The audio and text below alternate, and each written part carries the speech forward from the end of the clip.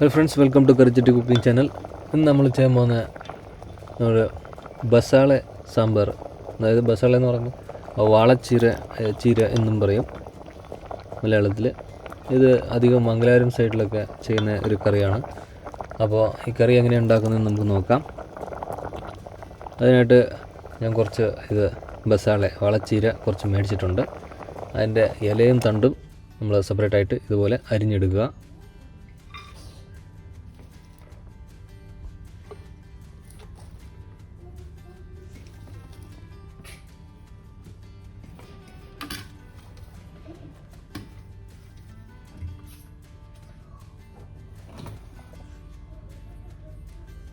ഇനി ഇതിൻ്റെ കൂടെ നമ്മൾ ബ്ലാക്ക് ഐഡ് പീ, വെള്ളപ്പയറും കൂടെ ഇതുപോലെ നന്നായിട്ടൊന്ന് 2 മണിക്കൂർ വെള്ളത്തിലിട്ടിട്ട് വെച്ചിട്ട് നമ്മൾ പിന്നെ കുതിർത്തിട്ട് നമുക്കിതിൻ്റെ കൂടെ ചേർത്ത് കൊടുക്കാം. ഇനി ഇതിന് ആവശ്യമുള്ളത്ര ഉപ്പും കൂടെ ചേർത്ത് കൊടുക്കുക. 1.5 സ്പൂൺ മതിയാവും ഇതിന്, ഈ ക്വാണ്ടിറ്റിക്ക്. അപ്പോൾ അതും കൂടെ ചേർത്ത് ഇനി വെള്ളം കൂടെ ചേർത്ത് കൊടുക്കുക. ഇതൊരു അത്യാവശ്യം മുങ്ങി നിൽക്കുന്ന അത്രയും വെള്ളം ചേർത്ത് കൊടുത്തിട്ട് ഒരു വിസിലടിച്ചാലും മതിയാവും. നന്നായിട്ട് വെന്ത് കിട്ടും.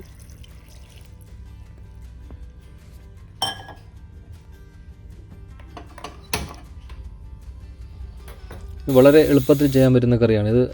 വൈറ്റ് റൈസിനൊക്കെ നല്ല അടിപൊളിയായിട്ടിരിക്കും. അപ്പോൾ ഇത് കുറച്ച് നമുക്ക് ഇനി മസാല റെഡിയാക്കാം. അതിനുവേണ്ടി കുറച്ച് ഉലുവ നമുക്കൊന്ന് റോസ്റ്റ് ചെയ്തെടുക്കാം.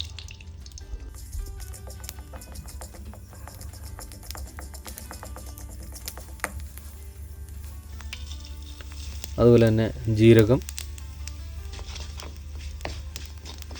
നമ്മളിവിടെ എല്ലാം വറുത്തെടുക്കുകയാണ് മസാല.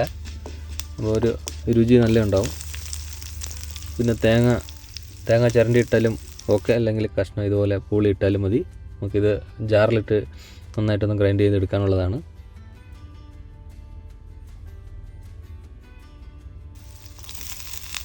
ഒപ്പം കുറച്ച് സവാളയും കൂടെ ചേർത്ത് കൊടുക്കുകയാണ്.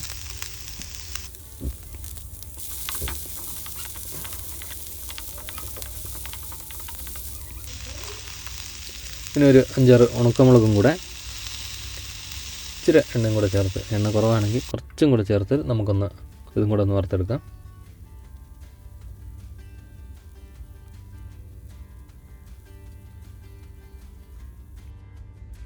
ഇനി മല്ലിപ്പൊടി, മുഴുവനുള്ള മല്ലിയാണെങ്കിലും നല്ലതാണ്. മുഴുവനില്ലാത്തതുകൊണ്ട് ഞാൻ പൊടിയിടുവാണ്. നന്നായിട്ടൊന്ന് ഇതുപോലെ റോസ്റ്റ് ചെയ്തെടുത്താൽ മതി. ഇനി നമുക്കിതിനെ ഒന്ന് ജാറിലേക്ക് ഷിഫ്റ്റ് ചെയ്യാം.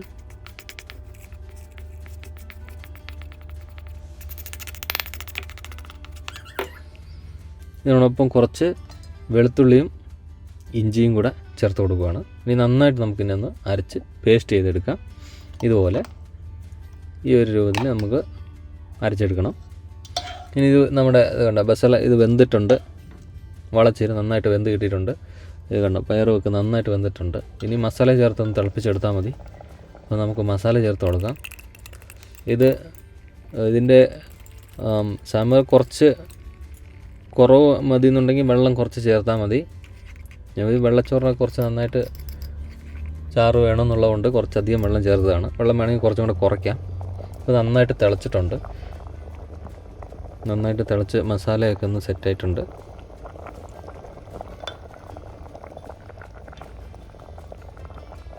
നല്ല അടിപൊളിയായിട്ട് വന്നിട്ടുണ്ട്. ഇനി നമുക്ക് ഇതിന് വേണ്ടത്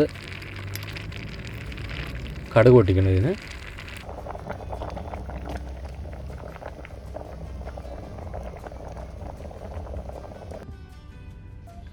അതിന് വേണ്ടിയിട്ട് കുറച്ച് എണ്ണ, അതിനകത്ത് കുറച്ച് കടുകും കൂടെ പൊട്ടിക്കുന്നുണ്ട്. അതിനോടൊപ്പം ഒരു ഉണക്കമുളകും കൂടെ മുറിച്ചിട്ട് കൊടുക്കാം.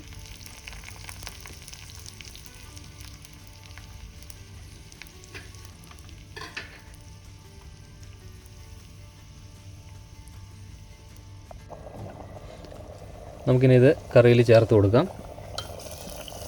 ഇത്രയേ ഉള്ളൂ, വളരെ എളുപ്പത്തിൽ ചെയ്യാവുന്നതാണ്. ഇതിൽ കുറച്ച് മലയിലയും കൂടെ ഇതിന് മുകളിൽ ചേർത്ത് കൊടുത്ത് അടച്ചു വയ്ക്കാം.